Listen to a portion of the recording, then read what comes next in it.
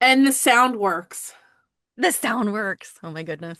I'm We're so giving away the fact that we've recorded this pretty soon after I've had catastrophic failures, so we're glad to be here. yes, if you were around for the night that we tried for an hour, well, I say we, it was mostly Stephanie. It was me at the last minute, and we really did try. When I think about it, if we'd Yes. fixed it at the very last minute, we would have been streaming to like 10 p.m. probably. Yeah. And bless our friends for sticking around and Mhm. telling us like what was working, what wasn't working, what was happening. So, Where would yeah. we be without our friends? We'd just be, we would just be talking about quilts out into the void with no one to hmm hear it, hmm you know? It's like that whole like if a tree falls in the woods and no I one's was just going to thinking hear that it. too, but I couldn't quite shoehorn that into the Yeah, like if someone discusses quilts and no one's there to hear it, Did it really happen? are the quilt police around? Like, yeah. Well, Well, we are glad to be here. What are we doing today? we're gonna look at an exhibit, but I also do want to say it is snowing. Yes, I had snow last night. I have about 4 inches. Oh, that's Yeah, it was, I. we were only supposed to get like 1 or 2 inches. And last night, my husband and I looked out, we were like, oh my gosh, there's actually a lot more snow than we So, expected. but you guys are done now. Yeah, I think blue sky. I don't think it's snowing Oh, so anymore I today. wonder if now we have what you had because Yes, you're welcome. You're welcome. yeah, it's funny. I didn't. There was like no snow in the forecast, and then last night I was awake Christmas shopping, and it was like midnight, and all of a sudden my phone is like winter storm warning, and I'm like, what? This is New England, okay? We know about winter storms like 3 days in advance because everyone's got to go clean out all the bread and milk at the grocery store. So like, Exactly. yeah, what is this last minute win and I like open it up and it's funny because normally we would never get a winter storm warning for like 1 to 3 inches. They would just be like, "Oh, it's a Tuesday." Um, but it was in there and I was like, "Since when are we getting snow?" And then I look outside, I'm like, "Oh my God, it's starting to snow." And it's still snowing. But it's that really cold, sticky snow that's hmm coming down lightly. It's not heavy. I don't think we'll end up with more than a couple of inches, but it's sticking to the trees outside, and it's really pretty. Yeah, as much as I hate snow, it is, especially around the holidays, end of the year, it is beautiful that like first couple of snowfalls and yeah, it's in the trees and it's just like winter Yeah, wonderland. it's always made me wonder, like, how do people do Christmas in like Florida or Australia? Where out in Australia it's summer now. So I'm like, Exactly. Christmas in a bathing suit. Yeah, that's just culturally what they're used to. And same thing in My mom California. grew up in Florida and she talked about hmm her mom making a Christmas turkey in her bathing suit. And I was like, no, that's wrong. That's just so wrong. Plus, there are no like traditional Christmas songs about palm trees. Actually, maybe there's a Beach Boy one, but um Maybe. for the most part, they all have to do with snow. So I just anyhow. Well, Christmas was invented, like the Christmas, cultural Christmas. I'm not talking about religious Christmas, but You're cultural talking about Christmas capitalistic Christmas. was invented in New England. So, Mhm. the Courier and Ives stuff is Mhm. right in your backyard. So, yeah. Yeah, so I did take a couple of pictures earlier. So I think I'll probably put them in our Facebook group and maybe on our Instagram. Actually, you should take a couple too, and we can be like Jill and Steph's snowy afternoon.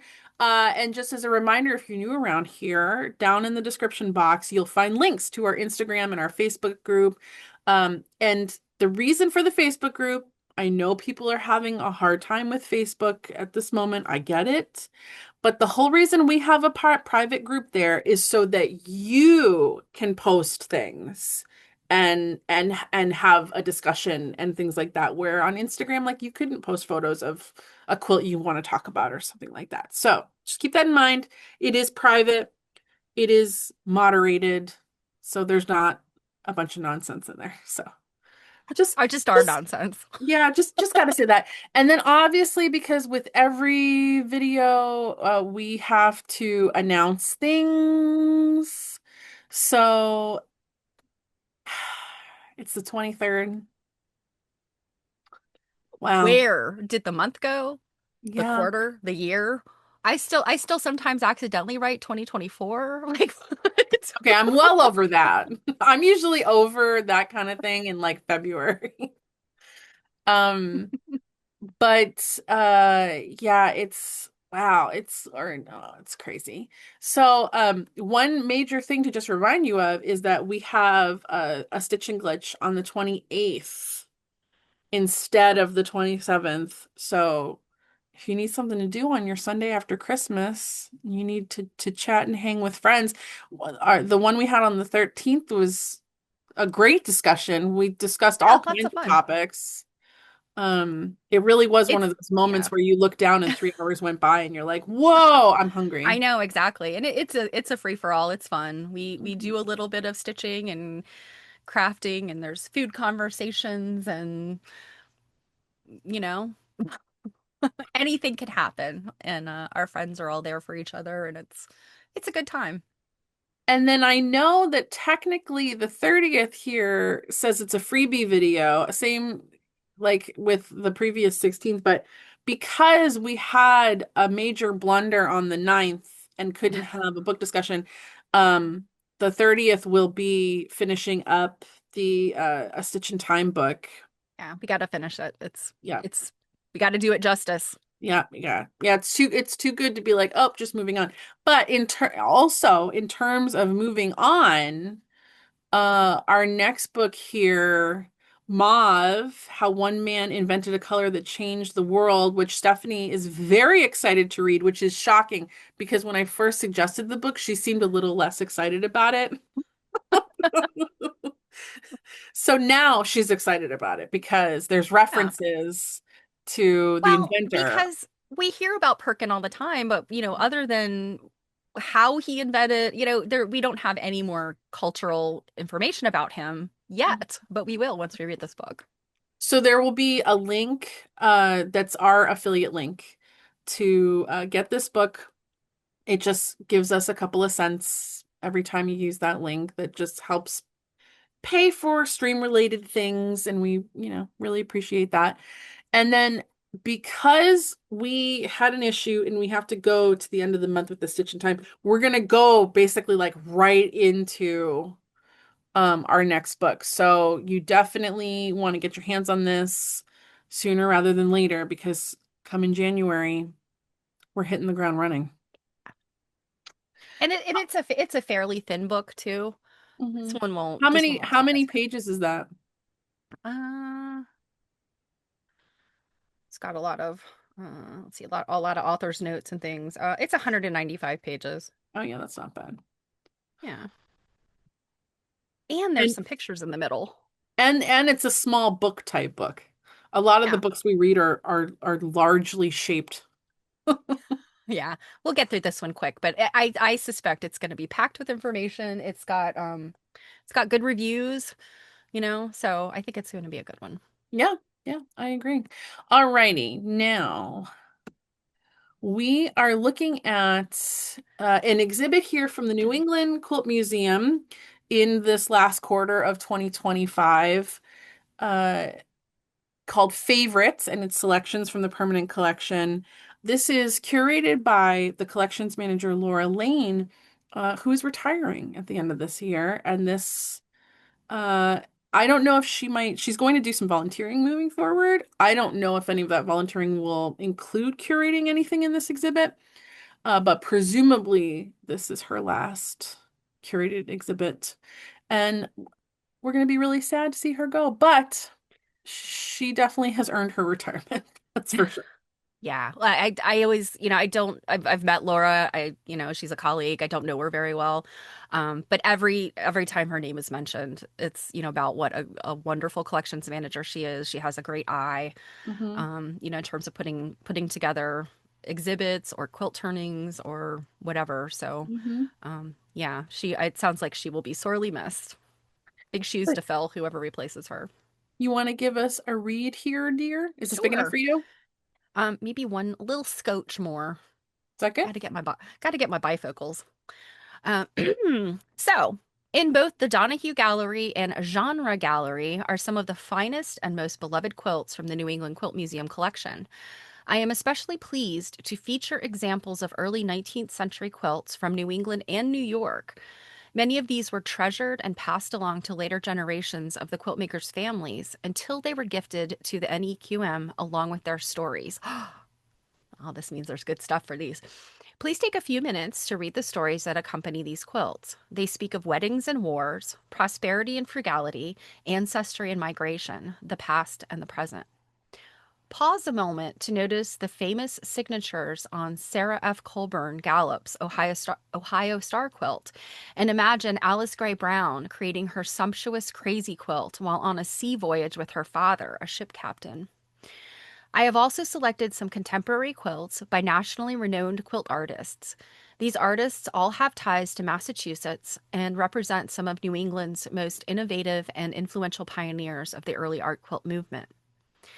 In the 38 years since its founding, the New England Quilt Museum's collection has grown to nearly 450 quilts, tops, and quilt-related ephemera. On view in the genre gallery is the very first quilt accessioned to the NEQM collection, Nancy Halpern's Archipelago. It was commissioned by the New England Quilters Guild, which founded the museum in 1987. In the same gallery, you will also see the most recent addition to the collection, Carol Ann Grotrian, hopefully I'm pronouncing her name, I don't know. Boston Highlights, a gift of the artist. And it's signed Laura Lane, collections manager. So So, I have never physically been to the New England Quilt Museum, although I've seen so many pictures. I feel like I know it. Is the genre gallery the very small one that has the bed? Or am I so the genre gallery is the big gallery that I can often okay? do a pan around. Okay. Okay. The really small one is the Donahue. So, Okay. So I've just gotten them confused, like mhm. flipped. Okay. So today we're only looking at one gallery, and this is the small gallery that only holds like 12 quotes. We'll have to do another video of the big gallery, which normally it's funny. I don't in that bigger gallery they can have, bigger shows. So I Hmm. often don't take photos of all the quilts in that show because it often travels. Right. Yeah. Um, but since they're all NEQMs, I will have to do that whole gallery, which I'm wondering if that means potentially that video might be more than one video. But anywho, Yeah. Sounds like it um, could be a two-parter. yeah, that could be a two-parter. This I would say, generally speaking, this particular gallery is the gallery that always has collection quilts in it. So yeah, the one with the bed and the drawers and the big slant. It's this Hmm. gallery. Gotcha. Okay. You will not be disappointed. Here's our first one, which is a whole cloth. I do have better photos of the quilting, Okay. don't worry. Hmm. Yeah, Looks like a this is chalkboard, but yeah, oh, this I is see some quilting. yeah, this is a wool. It's wool. So Mm. it's always and it's funny, I believe I recently saw this quilt during a turning for the New England Quilt Study Group. Um, so this is Lydia Chase Haskell, Newbury, Maine, indigo whole cloth circa 1825. Wool, hand pieced and quilted. In New England, whole cloth quilts were made of one type of fabric in a single color, were popular in the 18th and early 19th centuries. They were made with brightly colored fabrics produced using natural dyes. These included blue, red, yellow, and pink. Indigo blue was especially popular due to both its rich color and its ability to hide soil. That's Hmm. news to me. Whole cloth quilts depend on quilting stitches to create the intricate designs of feathers, wreaths, plumes, and flowers which typically cover their surfaces. Wool whole cloth quilts were made until the 1830s when the use of wool was superseded by cotton, which was produced in vast quantities in the New England mills. The abundance of affordable cotton made a variety of piece and applique patterns widespread. However, wool continued to be used until the 1850s in more rural states like Vermont, New Hampshire, and Maine. There we go. It's Oh, wow. super hard sometimes to get the right light Yeah, it to really is. see. But when you find it and then that Mhm. quilting like just jumps off the Mhm. surface, or like, oh my Well, goodness, that look at and that. this one's dark, so it's even Mhm. harder. If it, Yeah, I if, think like dark, dark and white or light, very light, light are really impossible. Like well, it's a real challenge. and whether or not it's like it's a wool that has the the sheen on it. That the calendaring. Yes. This is not one of those.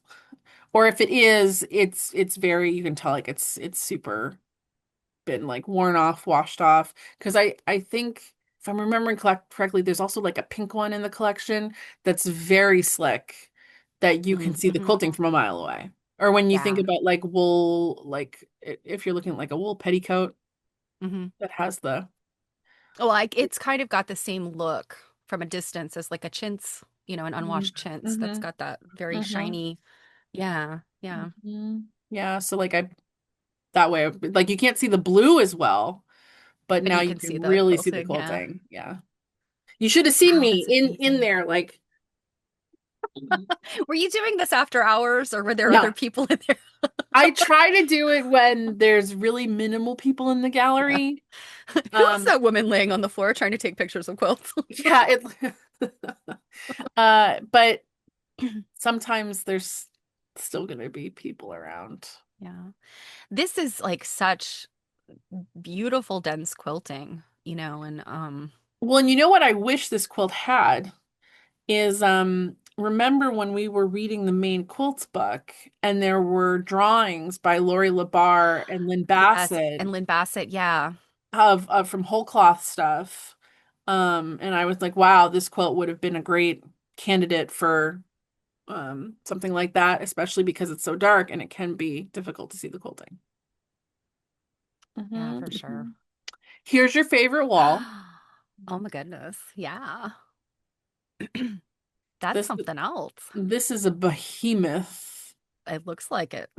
Mhm. It's got the deep drop and the corners cut out and Mhm. this Yeah, is I very busy, but at least from this distance, it is, I think, very striking. mhm. I'm assuming that's is it black fabric or is it it's a very, very dark print? The triangles around the outside. I forget. Yeah. Here, you can have Alrighty. this. Member of the Cook Borden family, Fall River, Massachusetts, Lemoyne Star, circa 1830. Chintz, cottons, toiles, hand-pieced and quilted. This quilt is a fine example of an early New England high-style quilt. As with many New England quilts of the 19th century, the corners were cut to fit a four-poster bed. The quilt contains an array of luxury fabrics, including linen and cotton toiles, printed cottons, and a chintz pillar print. I'm loving those pillar prints that retains its original glaze. The maker carefully changed quilting thread colors so that her stitches would blend into the colors of the blocks. The quilt was found in the Cook Borden house in Fall River, Massachusetts. Cook Borden, 1810 to 1880, was a wealthy lumber merchant and the great uncle of Lizzie Borden, who was acquitted of murdering her father and stepmother in a sensational 1893 trial. I wondered as soon as I saw the name, and I'm like, okay, Massachusetts Borden. It's either Borden evaporated milk or Borden the axe murderer. And it was the more interesting one. Okay, I see that that black color is a print. Yeah. Um, oh yes, and so that pillar print is there in those um rectangles around the Lemoyne Star. Oh And then yeah, there's also that there in the too. border. Yeah, Yeah, there's and that too. also there in the border. So that gives it kind of that movement. And It's now is it the two it's two different pillar prints okay, too. that was what I was going to ask. It's not the same pillar print in the No. central part of the quilt as it is in the border. Okay. Okay, so I know I have pictures of, there we go. So yeah, this pillar print is for one a different colorway. It's got, Mm-hmm. like it's Sort more of on like browns and like a madder, sort of yeah, rusty madder with color. like some blues in it and some greens, a little bit of like yellow. That other one is definitely more on like the reddish tint. Mm-hmm. And these, I don't think these are blacks. I think they're really, really deep, like indigos. Is it? Yeah. It reads black. It's so Hmm, dark. hmm. That I think that's that. that particular print, and then what I don't know if the diamonds around the outside are the same print or something similar, but I think that's what helps this quilt. Hmm. We've seen a number of Maine quilts that were when they use these very busy chintzes and they don't have any like I call relief colors. So like something where your eye can rest, like this light colored white and then these black prints. It's like so busy, but I think this is really, really effective. I think they did a great job Hmm. with this. Hmm. Oh my goodness, look at those Yeah. serpentines. Yeah, so you can tell a little Mhm. better that that's a bluer Yeah, yeah. color. But yeah, I just loved this block that I was like, Hmm. wow, I need a photo of that. Let's see, I got the no, hold on. Oh, that's the next one. Ooh. Yeah, I just wanted to, well, so here's those triangles that you can Oh, tell are okay. Yes, different we did look at bluer. those before. Yeah, I see Yeah. they are a different print. And Um, I just wanted to point out like that this is a mhm. different, and these are like a Yeah, deep, that's a really deep dark blue. blue. Yeah. And this is all like redder Hmm. in Hmm. general. Hmm. Seems like the pillar prints used on the inside are maybe a little bit more I don't want to say more detailed, but they seem to have more depth of color. This one in the border is sort of more straightforward. It doesn't have as much variation of color, I guess. No, not at Um, all. I think it's just kind of that reddish, the background here, this kind of maybe gold and this blue, and that's it. mhm. Where these Yeah. ones, you've got some They've green, done the you've got Yeah, they've some done that blue yellow overlay to get the green. mm-hmm, Yeah, and it looks like um, the red has some different that rusty red. mm-hmm. I gotta say, this is a quilt that can make me like chintz. I keep running into these quilts where I'm like, all right, I see what you did there. I don't dislike chintz that much. It makes me think at some point maybe we're gonna have to read the Chintz book. I have read the chintz book. I read the chintz book on my stream last year. The big one? Maybe we're talking about two different books. I read the one from it's like 1930 something. No, Percival. no, it's the newer one. Yeah, MacGyver Percival Yeah. MacGyver. I can't, No, MacGyver Percival. Yeah. no, I'm talking about a newer one.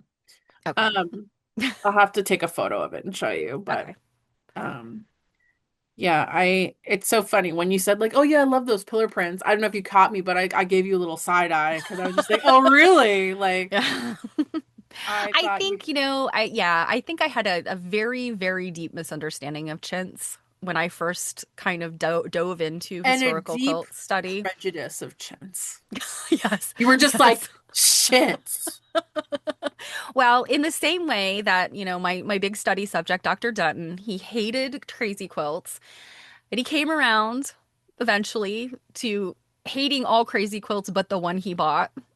So, should I buy a chintz quilt at some point in my future, I probably can be said to have come around. Okay. All Next, right, let's right get into now this. we're going into the drawers. Okay. Boop. So this one has a date up here. This one has really gorgeous needlework on it. Yeah, I'm looking at these. Some of these look like ribbons, maybe. But yeah, this is some extensive And then embroidery. up here too are The initials. initials. Yeah, Hmm. in 1887. This is right there in the 1880s. I would Hmm. say the my opinion, the peak was 1883, 1884, but I think from the centennial through 1900 is safe to say that's when most crazy quilts were made. In the 20s, there was quite a few up into the 20s. Yeah, they did, but it was starting to die off a little bit, as you approach the 20s, and I think that's when you start to see those farmhouse crazies where it's more like cotton, and they're I not heavily actually just embroidered, and I actually just took a photo of one of those yesterday. yeah, and those are lovely quilts. They're just very different than these. So this is the Hemingway Crazy Quilt. The maker is Charles Wesley Oh, Hemingway. interesting. Dated 1887, Ludlow, Vermont, silk velvet brocade ribbons, hand appliqué embroidered a piece. This quilt was made by Charles W. Hemingway in 1887 on his farm in Ludlow, Vermont. His great-granddaughter included some wonderful personal information when she donated the quilt. She wrote, "This was the way in which he chose to spend his long winter evenings. He and his sister Carrie vied with each other to see who could make the most ornate stitches and patches. Of course, a guy's got to be in competition. He copied his floral designs from a seed catalog. Oh, how cool. When either of them felt that he or she had at last achieved a finer design than the other, then he would send that patch to his sister or vice versa as an incentive to greater effort. He I was, have finally reached the peak. Now you need yeah, to you need to try and reach this. right? He was described by his sister Abby Maria as a farmer and home florist. Nearly 60 years after his death, an elderly Ludlow resident said that Charles was known as Posy Hemingway because of his beautiful flowers. His embroidery skill was acquired during a childhood illness when his mother taught him to sew as a means of keeping him occupied. I love that story. I It kind know. it kind of makes me want to read up about him. Yeah, men in quilts, man-made quilts are, f few and far between from what we see. But they are out there. But this is a great story about this guy. Um, Well, have you seen the show Victoria I haven't. with I, Jenna Coleman? yeah, I know what you're talking about. I It's it's haven't had time. it's very good, but it reminds me of in that show, which s- it, from what I gather, historians are generally pleased with Hmm. in terms of accuracy. But there's quite a few depictions in that show of her uncle Leopold, who's king of the Belgians at the Hmm. time, Yep. uh, him doing needlework. Interesting. Yeah, apparently he did needlework, and there are multiple scenes of him doing like embroidery and things like that. And that's kind of You what this know, that's the image I think of thinking of this guy. Yeah, and I think that like before the 1950s, and I don't want to digress too much into this topic, but I think before the 1950s, it was not as much of a, I don't know, I mean, see, I think we've come back around. There's lots of men in sewing and crafting and quilting now. But I think there was a period of time, probably from post World War II until very recently, where it was like men in women's crafts and women's handiwork are like, it's not masculine enough. Like you can't do those things. Guys can't do those things.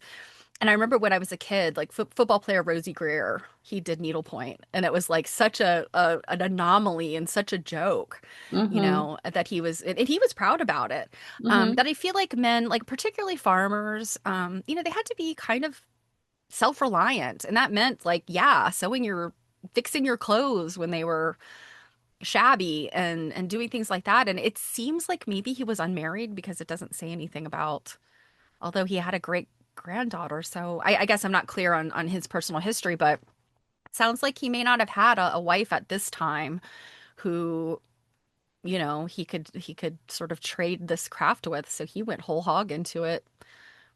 I don't know. Seems Yeah. worthwhile for your genealogical skills I know. I would love to to research this to man. do, yeah, to do a little dive on him. Yeah, and it looks like his great granddaughter, though, she donated this in the early 2000s, so I don't Yeah, know. it's 2003. But yeah, this looks painted. Mm-hmm. Yep. But yeah, like look at these little like Mm-hmm. swag kind of little border here. And I Um, think that this is when these quilts, I think, are very successful, when a person has taken the time to learn and practice these various embroidery stitches and, takes their time and isn't, I mean, not to disparage anybody's hard work, but you see a lot of crazy quilts that are sort of slapdash, and the person who put them together, or people, did not have great skills. And they look messy, they fall apart easily, but this has a high level of skill to it. so I took a picture of this piece of fabric or ribbon here because this piece right here reminds me of a cat. Oh, I can see it. I can see Hmm. it. Yeah, Hmm. little ears. I wish I could see this block because this looks like a barn or a house or something right here. Oh yeah. Actually, that looks like it's stitched. That's what I mean. Yeah, okay. Um, Yeah. and often when they put quilts in the drawers like this, they'll often have a photo of what the whole thing looks like. There's only one in here that has that. So Gotcha. that's a bummer, but this is a Look little at doll this. quilt. It's a doll quilt. Oh, and it's got the little cutouts. I love it when there's the rounded cutouts. I think those are always so Mhm. cute. There are so many different kinds of cutouts. Just when I think I've seen them all, there's like a new kind Hmm. that I've never seen, but it's Yeah, wild. I love finding the ones. I think some of the quilts we saw recently in Maine, there was at least one that had little skinny ties Hmm. that, and it was rounded, and I guess the ties were to keep keep Hmm. the spread or the quilt Well, or anchored. also like people like me to keep us from like tugging on it. Yes, Although I'd exactly. probably tug more because the quilt's not moving. But this one's yours. Alrighty, so this is an orange peel doll quilt. Maker unknown, circa 1850, probably New England. It's cotton, hand pieced and quilted. This doll quilt was made for a four-poster bed, plus thus the cutouts in the bottom corners. The maker added buttons, and there were once loops for the buttons to hold the quilt in place. It is unusual for these fasteners to survive, especially when attached to a well-used toy. The pattern name is Orange Pin, and also called Pin Cushion. Hmm. Okay. I mean, this came from the And American Textile History Museum. interesting. So that is a museum also in Lowell, Massachusetts that closed. Yeah, I was going to say this is a Um, museum that's defunct now, right? yeah, and so I'm gonna guess yeah, it was around probably Yeah, 2017. 2017. I never went there. I never got to go there because it by the time I kind of became interested in this avenue of things, they closed. It was already And I was closed. really bummed. And one of the things that bothered me was I did not find a lot of transparency about where things went when they Mm. closed. And I didn't know that we ended up with anything of theirs. So, Well, it's good to know that another museum ended up, mhm. I know with deaccessioning, sometimes the public buys things, yeah, and you don't know where things go. I don't even know that that happened. Really. Hmm. Yeah, so I'm not entirely sure, but I've never seen this What quilt in the what a collection. wonderful little quilt. And it looks just wonky enough that it probably was made by the little girl that played with it. Maybe. It definitely doesn't look like an easy quilt, especially in No, this size. but I've heard a couple of different lectures by some of our colleagues about, we have somebody within our midst that collects doll and children's things, and girls were maybe not it wasn't really about teaching them quilting, but they would make things like this for their dolls, and it was just about sewing practice. So Hmm. this one could have been about like sewing curves, that she was learning how to sew curves. Because in garment construction, if doing things with sleeves and hems and things, you have to know how to, do some kind of advanced sewing. It's not all straight Hmm. lines. Hmm. Yeah. I would not want to, I don't want to. Oh my gosh. Yeah, What is this? this is bananas, and I think this is the one where there is a full photo of it. It is in here. It's on top. It's sitting on top of the um chest of drawers. Okay. What are we looking at here? I don't. Mm-hmm. Oh, this is a palimpore. Yep. So Palampour maker is Hannah Reed, dated 1820, York, Maine. That's where York, Maine is Your where antique my shop is. antique Yeah. shop is. Yep. Let's see, cottons, hand pieced and quilted. In the 1600s, European spice traders began to carry brightly colored cotton textiles known as palampours from India back to their home ports. These textiles, color fast and washable due to the use of mordants, were printed with brightly colored flowers, plants, and animals, and often the tree of life design. The designs of the palampours inspired those used in central medallion broderie purse quilts made in England and North America in the late 18th and early 19th centuries. So this is 1820. This is right there in that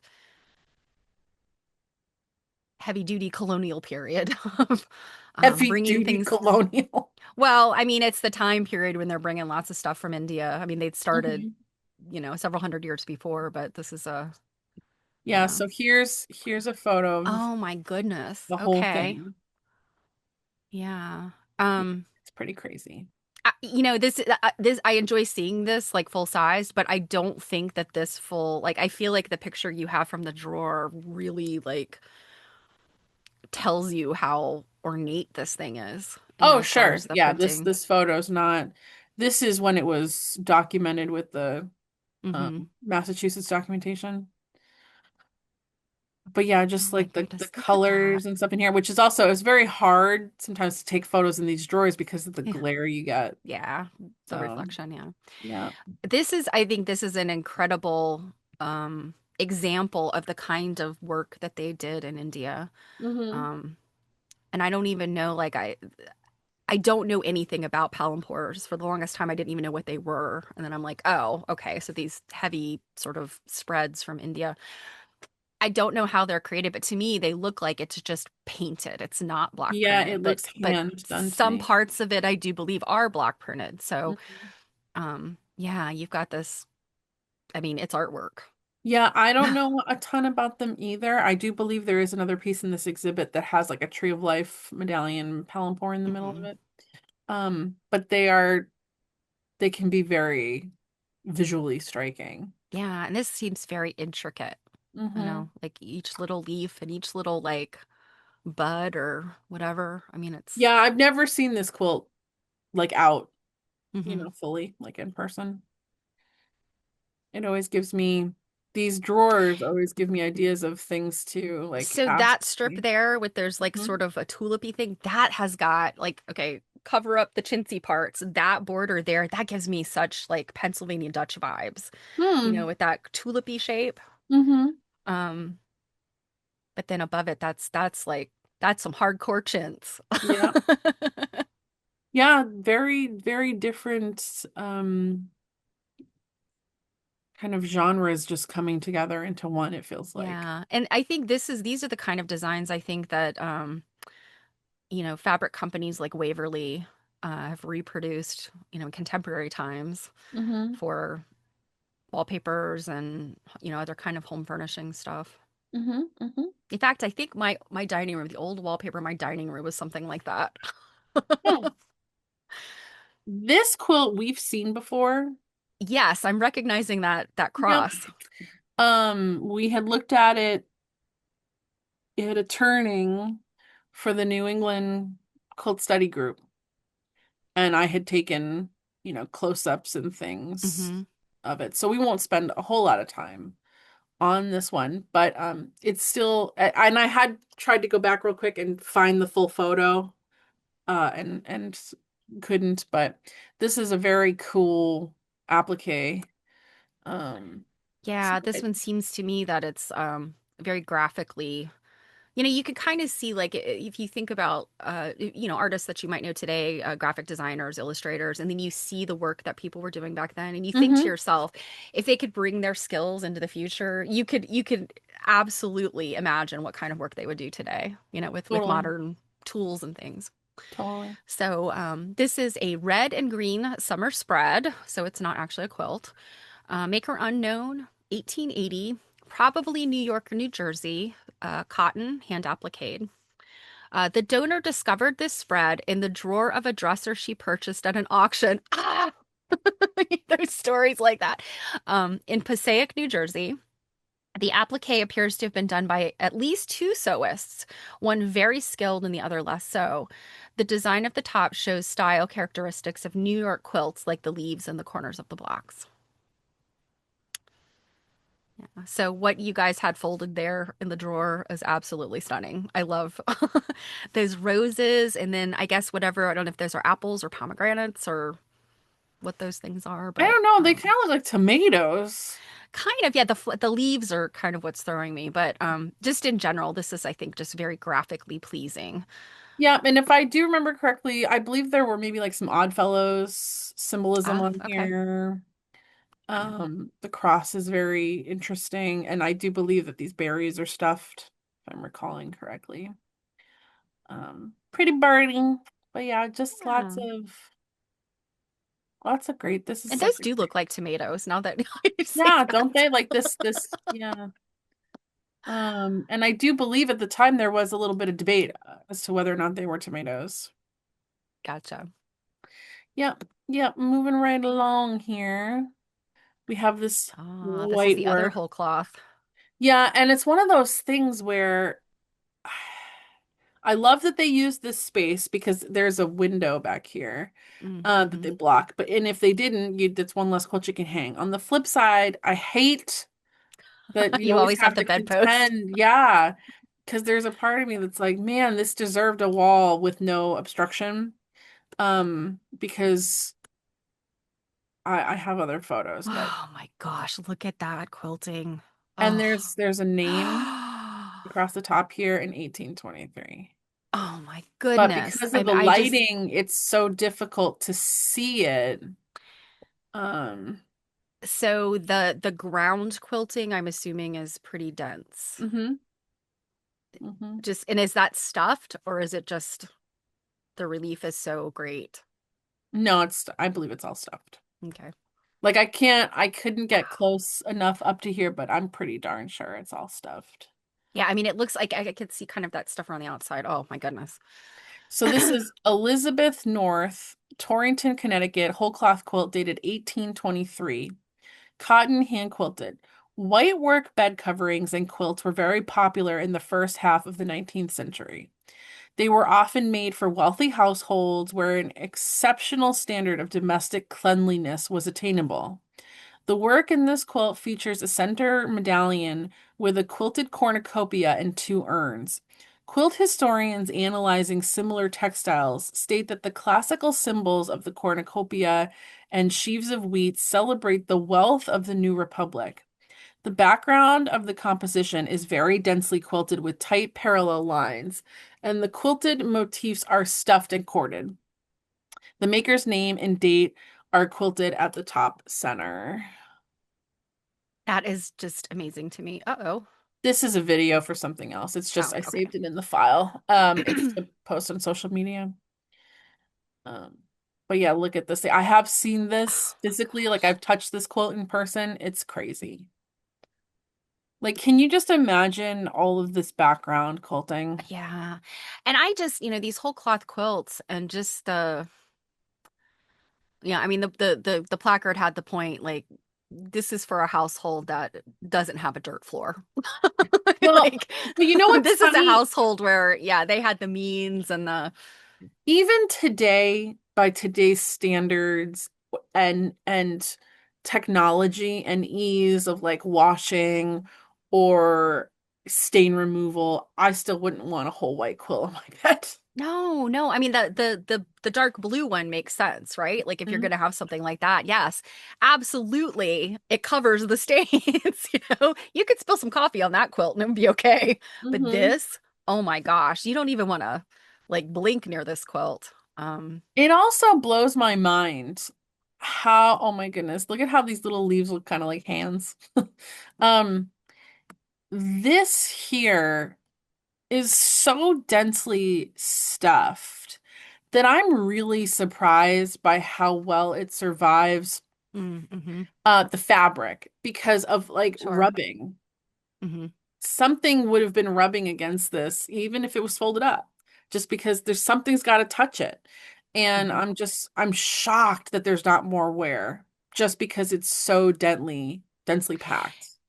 Yeah, I also wonder, and this is something what I'm about to say, I don't have enough knowledge, but I was reading recently, just like fabric rot. Hmm And obviously, in cotton especially, silk and wool kind of have their own like deterioration and rotting issues, but cotton fabric rot, like it's often the dyes, right, that start to eat away. And then of course light and heat and humidity can, and pests, all that. This was, I think because it's a white quilt, It was less tasty. presumably, well, I mean, presumably it doesn't have any kind of like what you would say adulterants. So no dyes and mordants. Um, at this date. was this manufactured cloth or was this homespun, white homespun? Surely it's manufactured. Um, but yeah, so it was obviously cared for, stored safely, and it maybe doesn't have any of those the industrial processes that can put a lot of strain on fabric. So I don't know. Those are just some of my unqualified thoughts on it, but You know what else is yeah, I interesting too is like the way that they stuffed this makes it look almost like, yeah, I you've mean got it's these yeah. like indents in it that makes And it it, just comes from like kind of the stress on the fabric. yeah, and it makes it look more baskety. Yeah. Yeah. Wow, amazing. I Yeah, just can't get so over that signature and like the little swooshy things. Like, mhm. Yeah. what?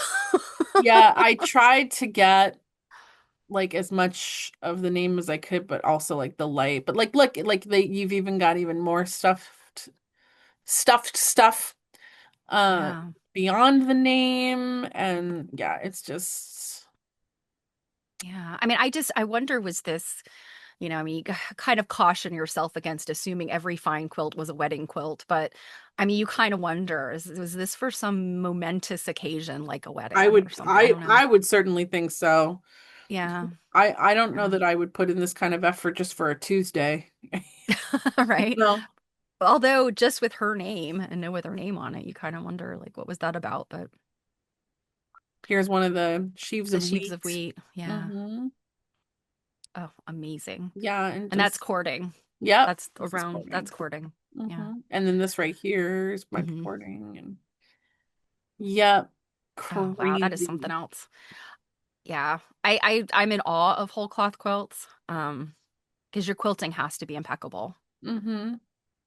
You don't have any piecing or applique, to for people to pay attention to not notice your quilting might not be great, but yeah, this is impeccable. Well, it's like the woman that kind of, taught me to quilt. The joke is kind of if you make any kind of mistakes in your piecing, you just quote the shit out of it, and then like no Yeah. one will notice. Right. But yeah, Or you I guess can't there's hide the always the flaws as easily on something like this. well, exactly. There's always that idea of like, well, if you can't notice the error from a galloping horse, it's no big deal. But it's kind of like, ugh, if in something like this, if there was something wrong, it would be pretty obvious, I think, if you took some time to look. So, phew. All Yeah, right, another here's crazy. so the reason that this crazy ended up out, and I don't know the whole connecting story enough to relay it again. If Janet is watching, maybe she'll type it down into the comments for us. But Laura put this quilt out because of it being related to a sea captain, and there's some tie, I guess, to Oh, Block okay, Island so or this something was like yes, that. this was in the exhibit information about somebody making a quilt. Hmm. Okay. Alicia Gray Brown on board the Mary L. Cushing. Alicia Gray Brown Crazy Quilt circa 1885. Cotton corduroy, silk, satin, velvet, brocade, ribbons, hand embroidered, painted, and beaded. Alice Gray Brown sailed on 3 voyages aboard the Elcano and 3 aboard the Mary L. Cushing with her father, Captain Lawrence Brown. Can you imagine 6 voyages? Wow. It is believed that she made this crazy quilt during her voyages on the Cushing. Another crazy quilt made by Brown is in the collection of the Newburyport Maritime Society and is shown in the book Massachusetts Quilts Our Commonwealth. Crazy quilts were a major fad from 1876 to about 1900. Did I not just say those dates? And thousands were made. Many women were proficient in piecing and embroidery at this time, but if they were not, instructions for embroidery stitches, painting, and beading were widely available in newspapers, magazines, and pamphlets. Scrap bags of fancy fabrics were available by mail order and also advertised in ladies' magazines. Yeah. So this one is fun, but I like this is where I'm kind of saying like and it seems like maybe the needlework in here is pretty good, but this is one of those ones where it's pretty slapdash. Like They're just making it truly crazy. Well, you make this on a boat. Like, exactly. I mean, I'm not criticizing because oh my gosh. I mean, I just can't imagine. Like, you don't have a lot of room on a boat, on a ship. You don't, staterooms in your quarters are not very big, so you know, she possibly struggled to have, space for her materials. It also But looks like the previous one was also just in better shape. This one has sure, it has some more some issue. It yeah. looks like this might have been like a pumpkin here that's kind of I'm gonna guess that's a fan.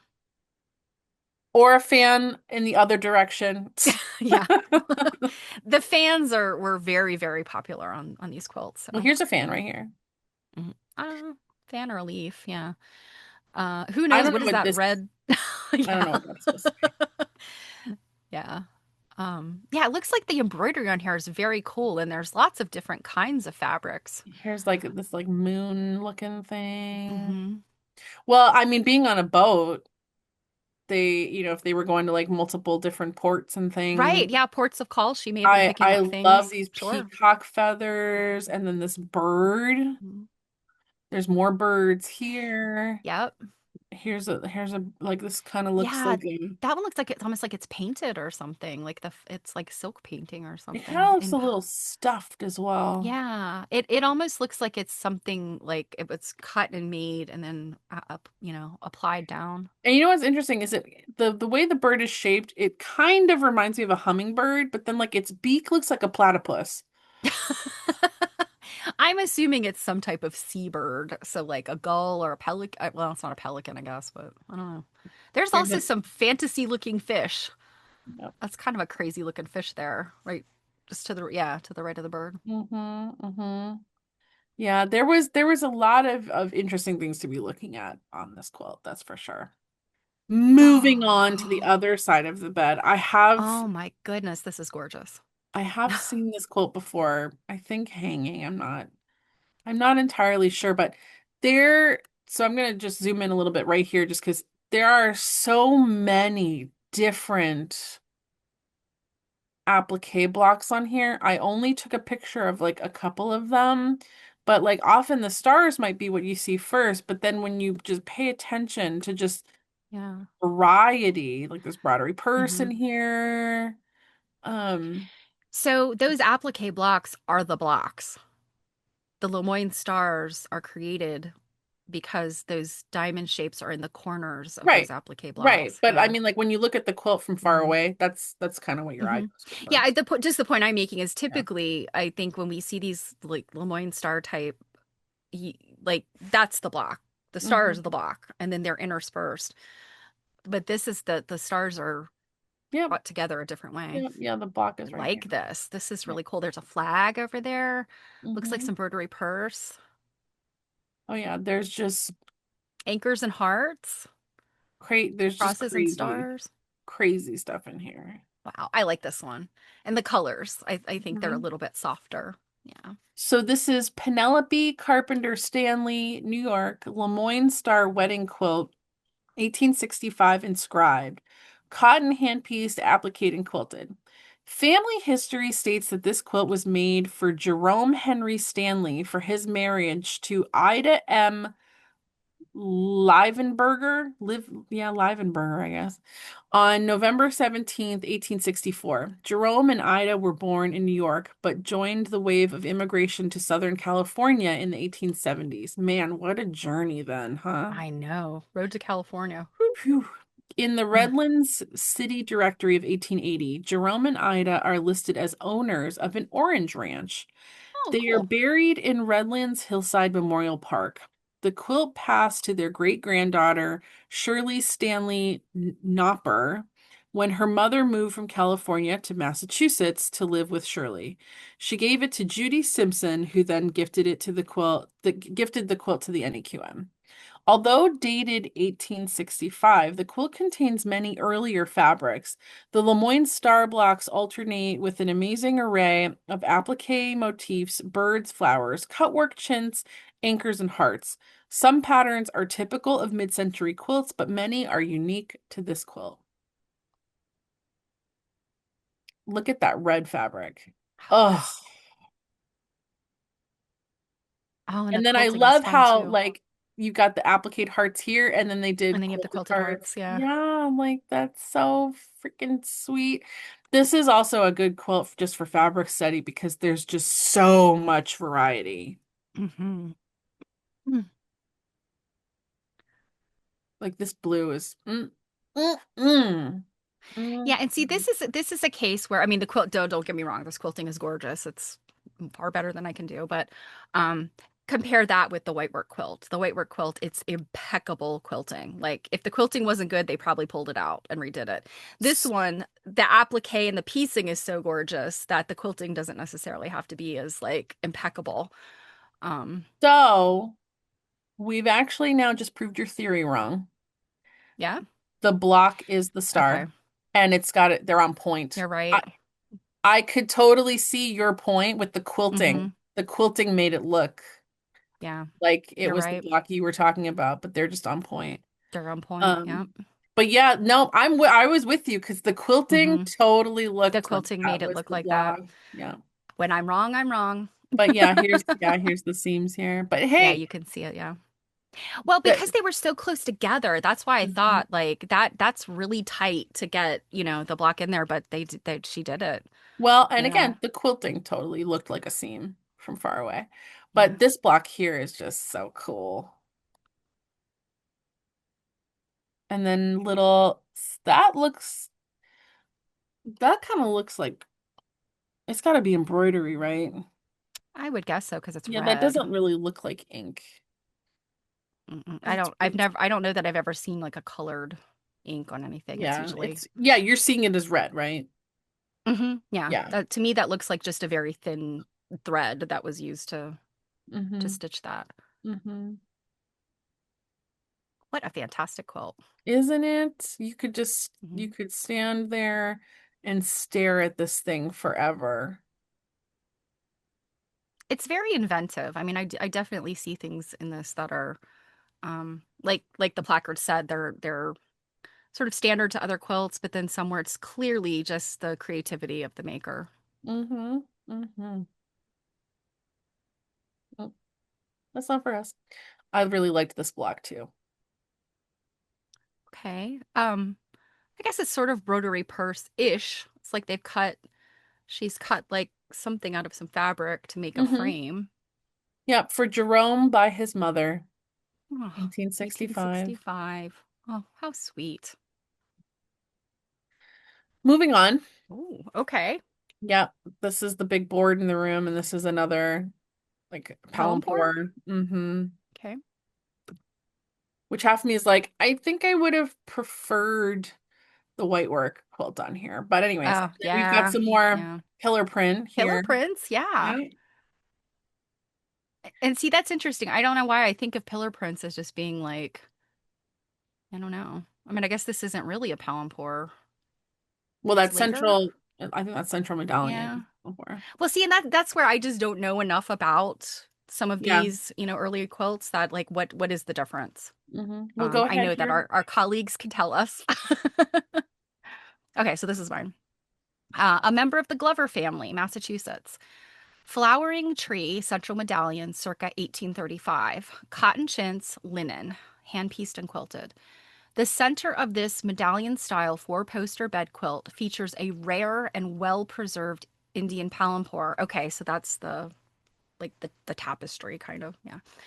With a block printed tree of life pattern. Palampour textiles were made in abundance in India for the European market in the late 17th and 18th centuries. W.S. Hadaway, in his book Cotton Printing in the Presidency, Madras 1917, identified this particular print as originating in the town of Naga, Nagapattinam, India. I'm sure I pronounced that wrong. The first border surrounding the Palanpur is a circa 1815 English drab style floral chintz printed on a brown ground. This is followed by a border cut from the original Indian Palanpur's edges. The outermost border is circa 1830 English pillar print chintz. Okay, that's what's confusing me. That combines exotic birds with floral embellishments. This was the second quilt to become part of the permanent collection of the New England Quilt Museum. Wow. Okay, so Wow. that's this. So this is both a Palimpor and a chintz. Yes, that's why I said like the inside there was Yeah. the Okay. fun Yeah. part. So the pillar prints. I mean that is it's chintz, but it was created. They were created in Europe. That was not an Indian export, to my knowledge. Yeah, and it's funny because in my opinion, like the colors don't necessarily go together super fantastically, but there's like so then they were saying like, part of the edges of the because here's like the Palantir Hmm. here, then it looks Yeah, like this was and that that's other the chintz, drab print chintz. and then edges of the Palantir, Hmm. and then the English chintz. Hmm. Here's the center medallion. Yeah, and I think this is the kind of stuff I see, and I'm like, I don't know that I like chintz that much. So yeah, I think this is the example of the stuff that kind of I'm like, eh. Um, but looking at the construction, it's very interesting how they interspersed this, straight from India along with the European chintzes. Mm-hmm. Well, and you can see like there's such a difference. Hmm. Let me go back to the big picture.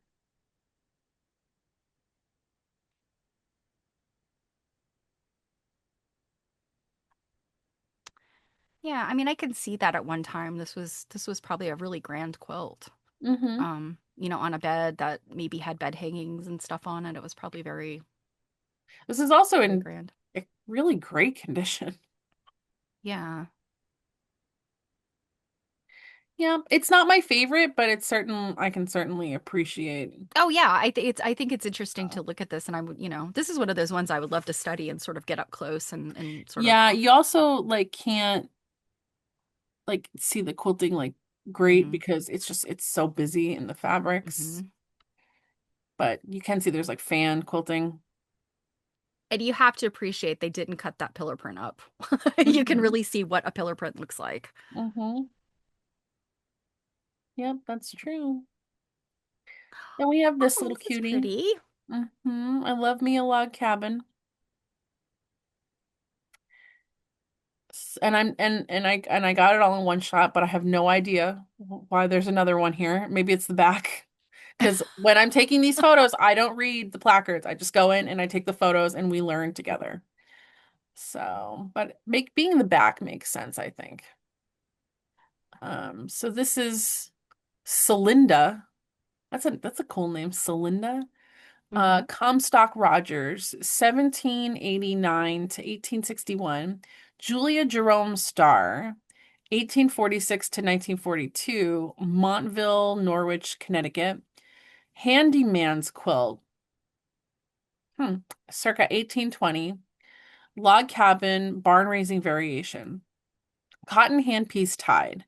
The fabrics in this quilt include a representative scrap bag selection found in the 1870s and 1880s, such as morning prints, gray or black prints on white, Garibaldi, black and red prints, shirting, small motifs on white, and madder dyed reddish brown fabrics.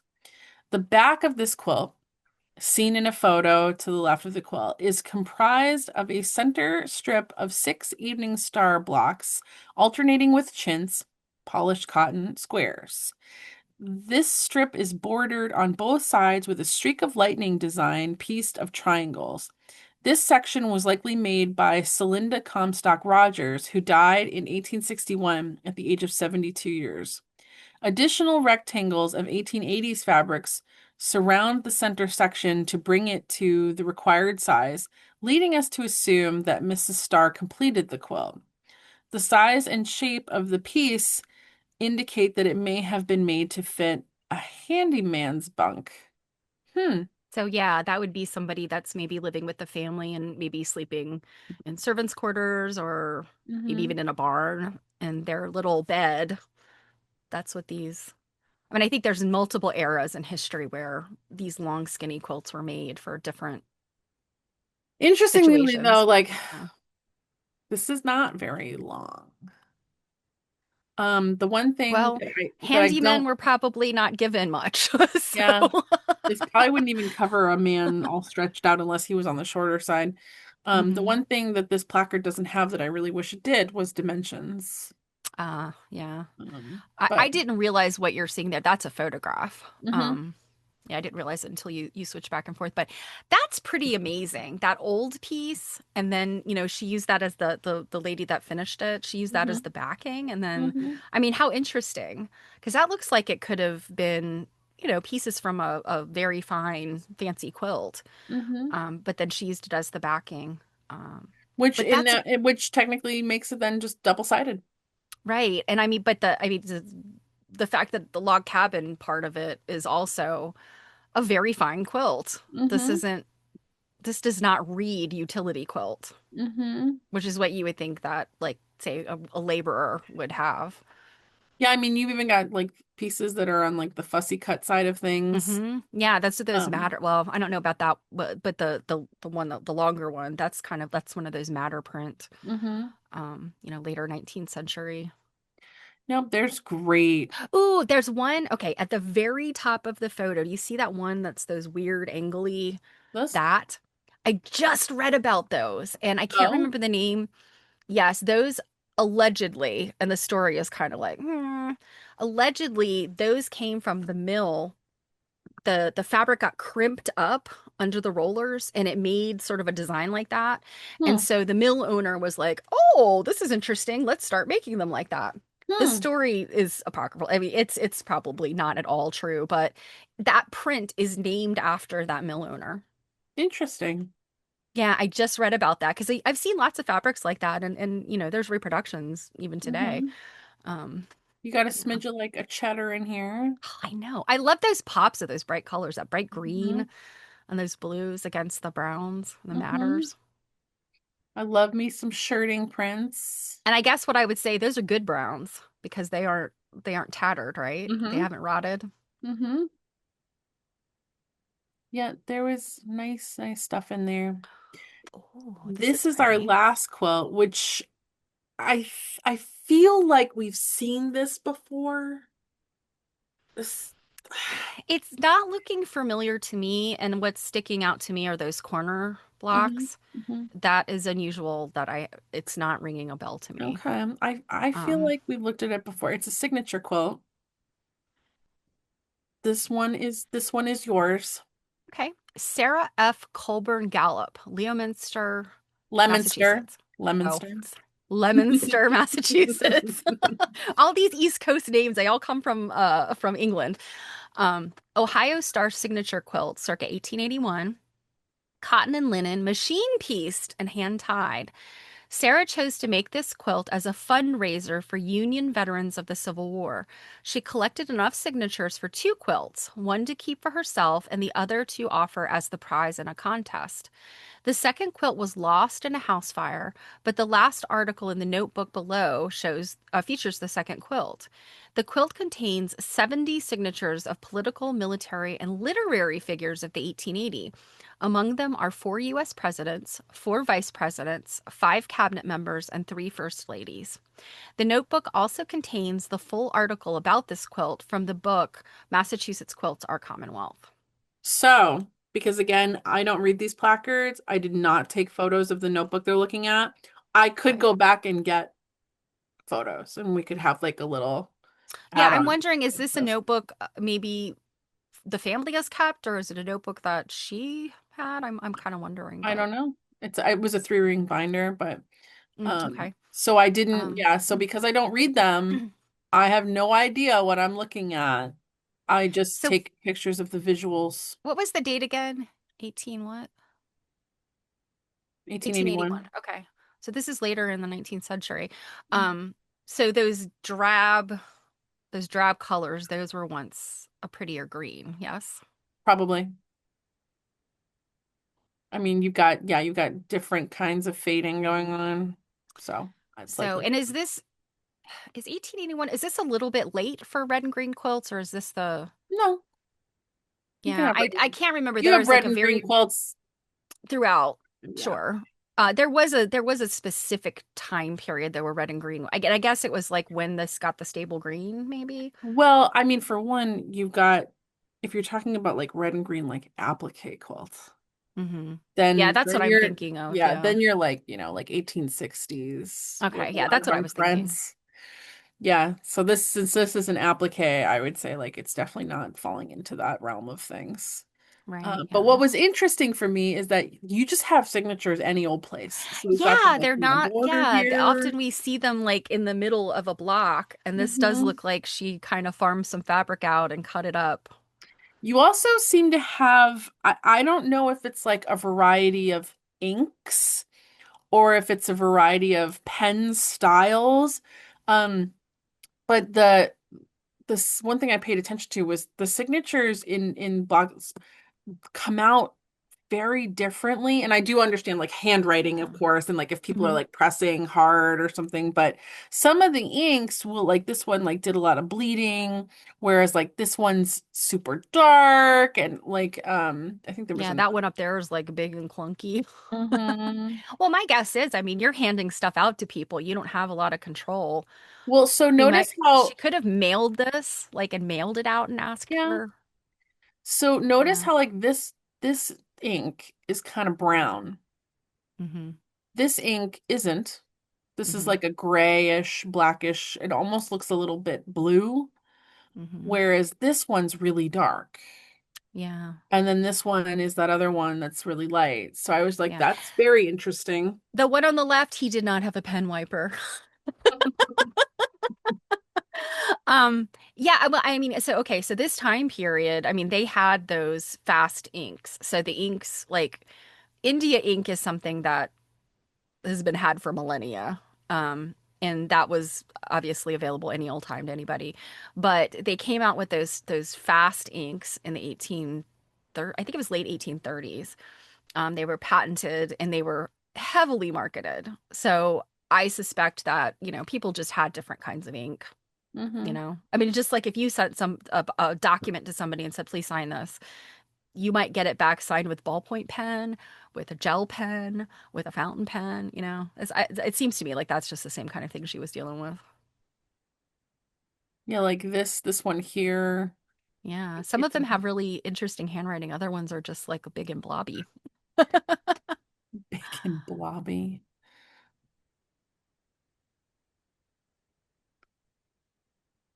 I Beck, like it was that other one on the top left. Was that Chester MacArthur or Chester Arthur? CA. Chester A. Arthur? Yeah, isn't that wasn't that a president? Chester A. Arthur. Oh my gosh, this is the time period where I lose track of the presidents. Yep, and this is our last photo. Ah, wow. This was Hmm. a fun one to end on, and this one used a sewing machine. I Hmm. don't think any of the others used a sewing machine. But this is a time period when lots of quilts were sewn with sewing machines. Yep, Well, and that that was a concludes. nice little batch of quilts. I loved Yeah, looking at those. Those were fun. that's why I said like you always love whatever's in that gallery. Well, honestly, any quilt museum, anything that's on the wall, I know it was chosen with love and care. It's and not to say that like regular art museums don't choose when they show a quilt exhibit, but all your museum exhibits is quilts. So they're going to be Hmm. chosen very carefully, versus just like we're an art museum and we're going to show some quilts. It's sort of a Hmm. different, yeah, it's a different mindset. So, Hmm. Yep, that's definitely true. Well, don't forget that if you're watching this video, roughly like when it comes out, that we're doing Stitch and Glitch on the 28th, which is a Sunday at mhm. 2 p.m. because you won't want to miss that. We'll have Christmas things to talk about. Yeah, yeah, um, yeah.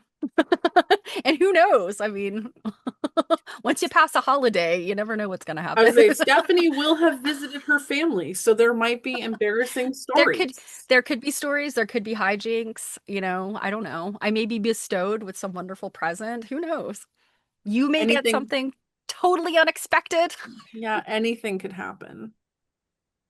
Hmm. Hmm. Well, I think that's going to do it for us today. Yeah. Thank you Well, so thank much you for for taking being yeah. here. Yeah, thank you.